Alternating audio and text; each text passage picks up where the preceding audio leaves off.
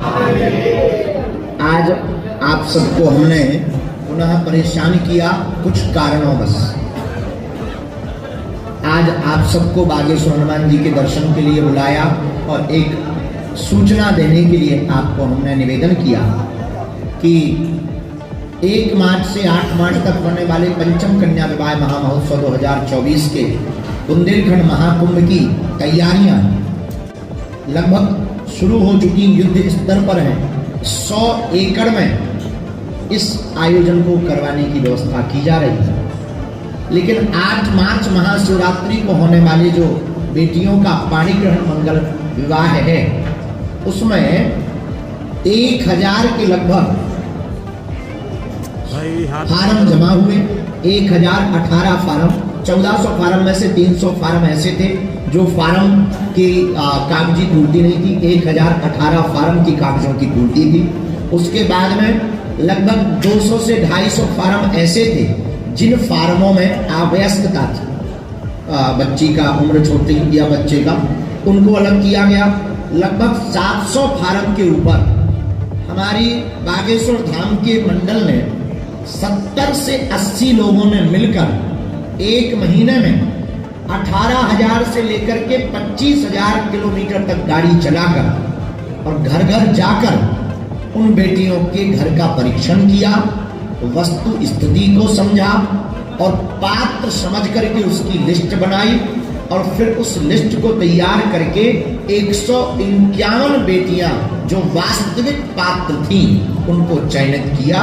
और बीच में हमको सूचनाएं मिलती थी कि लोग जाते थे, पैसा लेते थे, फ्रॉडगिरी करते थे। उनके मुंह पर रोक लगाने के लिए और कोई भी परिवार इस बहकावे में ना आ जावे, इसीलिए हमने आप सबको आज आमंत्रित किया है। वह 151 बेटियों की सूची हम आपके सबके सामने सबको देना चाहते हैं। हमारी टीम ने निर्बंध, बिना किसी सोर्स सपोर्ट के, न्याय के साथ हनुमान जी को समक्ष मानकर 151 सुपात्र बेटियों को चुना है। और यह बागेश्वर धाम का महाकुंभ इस बार बहुत लंबा चलने वाला है। हम आज की बैठक में, प्रेस कॉन्फ्रेंस में आपको प्रार्थना करें कि 14 तारीख से हम बैठ जाएंगे। 14 फरवरी से 20 फरवरी तक श्रीमद् भागवत कथा सुनाएंगे, रोज 2-2 घंटे की चर्चा सुनाएंगे।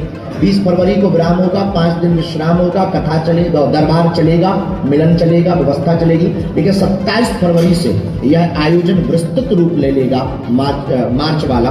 27 और 28 और 29 फरवरी को भारत के सुप्रसिद्ध कवि, हमारे बहुत ही प्रिय हैं, भ्राता तुल्य हैं, ऐसे कुमार विश्वास जी 3 दिवसीय यहाँ पर अपने अपने राम की चर्चा करने के लिए आ रहे हैं। उनकी 3 दिवसीय चर्चा होगी। उसी दिन से यह महाकुंभ प्रारंभ होगा।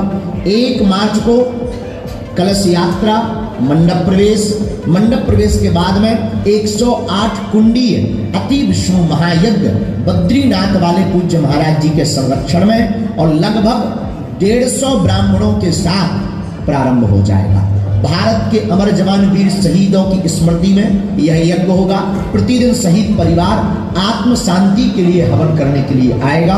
और 1 मार्च से ही भारत के सुमधुर कथाव्यास हमारे बड़े ही प्रिय अनुज, भ्राता अनुज हैं, जिनका नाम पंडित श्री इंद्रेश उपाध्याय जी है, वह कथा करना प्रारंभ करेंगे।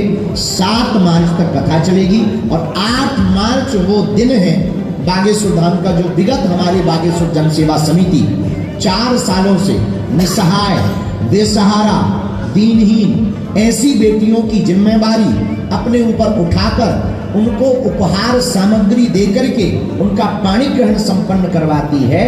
8 मार्च को पुनः 151 ऐसी असहाय, बेसहारा, विकलांग, मातृहीन अथवा पितृहीन अथवा मातृ पितृहीन ऐसी बेटियों का 151 बेटियों का विवाह 8 मार्च को बागेश्वर धाम पर करवाया जाएगा और उस महाकुंभ का विराम बेटियों की विदा के साथ हो जाएगा। इसी मध्य में 2 और 3 मार्च को दिव्य दरबार भी लगेगा।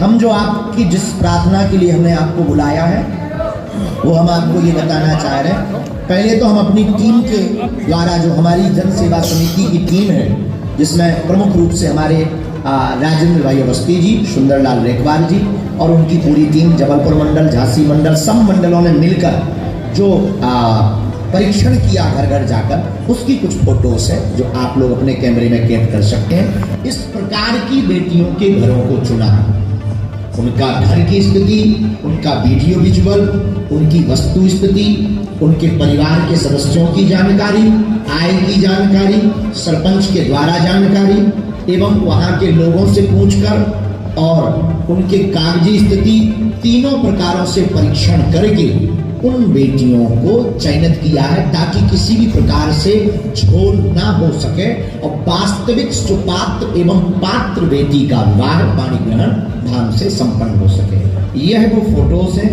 जो हमारे बागेश्वर जन सेवा समिति के सदस्यों ने घर घर जाकर मेहनत की और लगभग 18,000 से 21,000 किलोमीटर की मोहकार से यात्रा की उन्होंने एक माह के अंतर्गत। ये वो फोटो आपके हम संपूर्ण पत्रकार बंधु जो हमारे हैं, ये वो फोटो। इन फोटो के पहले आपको हमने प्रार्थना की थी फार्म वाली, इस प्रकार के फार्म को भरा गया था और ये हमारे विवाह सत्यापन प्रपत्र है। जो टीम सत्यापन करने घर जाती थी वो इस प्रकार का प्रपत्र लेकर के जाती थी।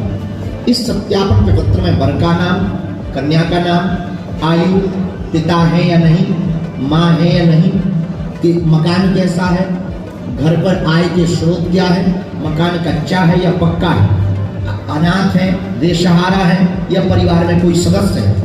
इतनी जानकारी लेने के बाद उनका चूल्हा कैसा है, उनका काम क्या है, कृषि है या मजदूरी, नीचे लिख देते थे। समिति की